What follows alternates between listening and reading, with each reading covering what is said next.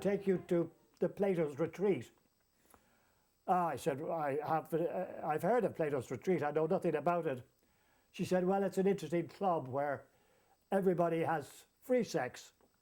And you do as you want to do, and you swim, or you go into the bath, or you go into a private room, or whatever you want to do. I said, I don't think this is going to work.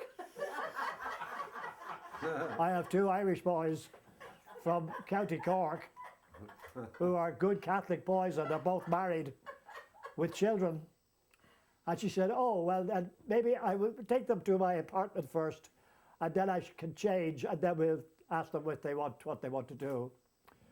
So we get to her apartment, and I see her winking at me, and I said, what are you winking about? She said, I would like to entertain Noel and Joseph. I said, all right. Huddle. How much is this going to cost me? She said, how about 300? I said, okay. So I took out $300 and I cut them in half, and I gave her 3 halves of $100 bills. And I said, when they're satisfied, I'll give you the other half. So Noel Gilmore from County Cork, who hadn't strayed from home in his life, was now so excited. I said, Helga wants you to go and have a look at her bedroom. And he jumped up, disappeared into the bedroom, and Joe and I sat and had a few more drinks while we waited. And about 20 minutes went by, and out came Noel Gilmore, and he said, Jesus, David, you won't believe it. I said, well, you had a good time, Noel. And he had a smile on him. He said, oh, God, did I ever? Oh, God, he said, it was wonderful. I said, well, what would I not believe then?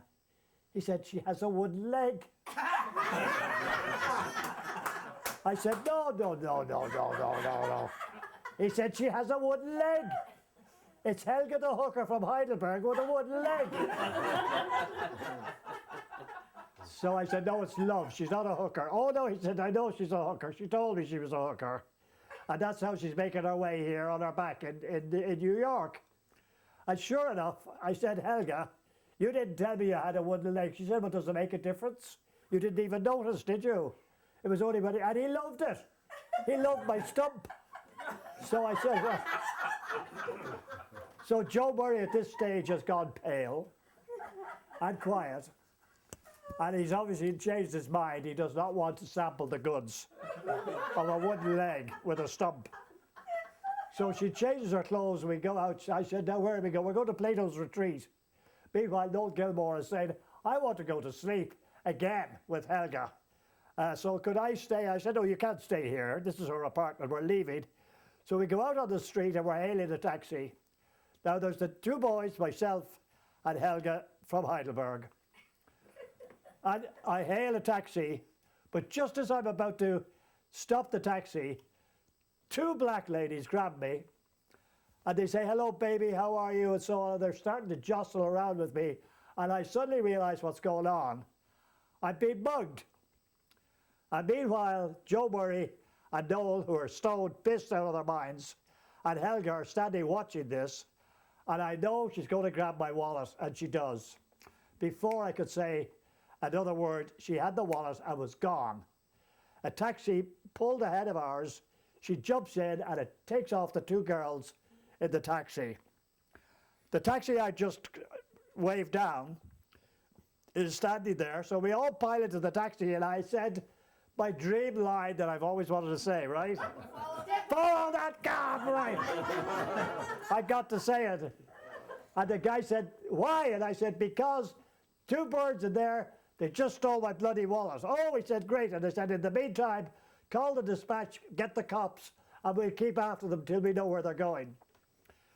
So we chased the taxi. Meanwhile, Gilmore and Murray are in the back seat with Helga from Heidelberg, the hooker. And they're clutching the sides of us with their eyes as big as saucers, saying, oh my God, tonight, what's going on here? So I said, shut up and just hold on to your seats. We're going to get these bastards. My wallet is with them. We pull up alongside. I wound down the window and I shouted, if you give me my wallet, I'll give you $20. They said, we threw the wallet out the window. I said, no, you didn't. So they pull up. She gets out of the car. She comes over and she puts the wallet through the window. And I know there's no money in it because I didn't carry any money in the wallet.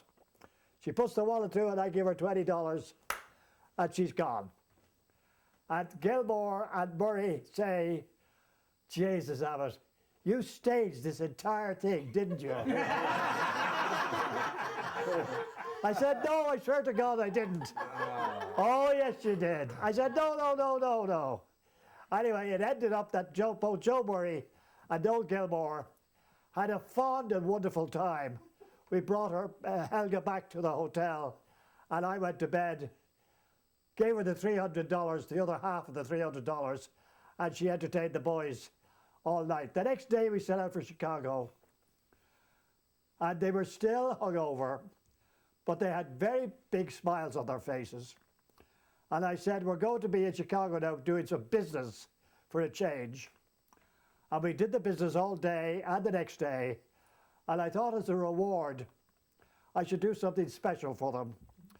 So in Chicago, instead of going to sightsee late at night and do the round of the clubs, which I didn't really know anything about, I went to the concierge and I said, you have some ladies I see going through the lobby who look very attractive and are rather interesting.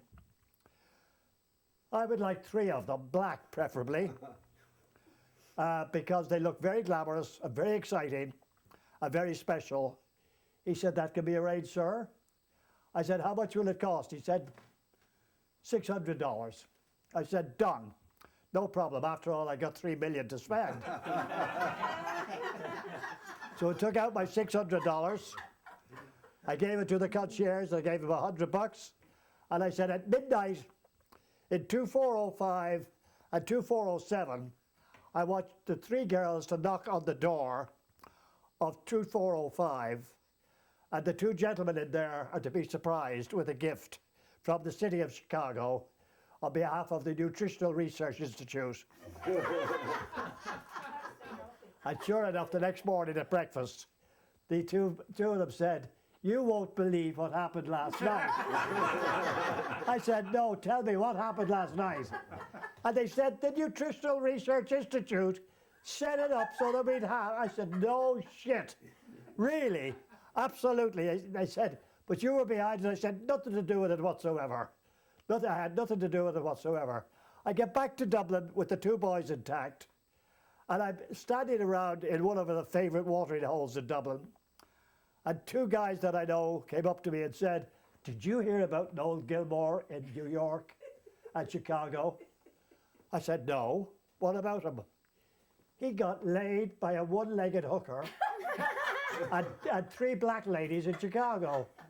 I said, go on, he's exaggerating. And they said, no, he swears to God it's the truth. I said, he's a bloody liar. And that was the end of it. But Gilmore's reputation soared all over Ireland. The head of the Dairy Council had made it. So there you go. That's it, yeah. Baby, please don't go.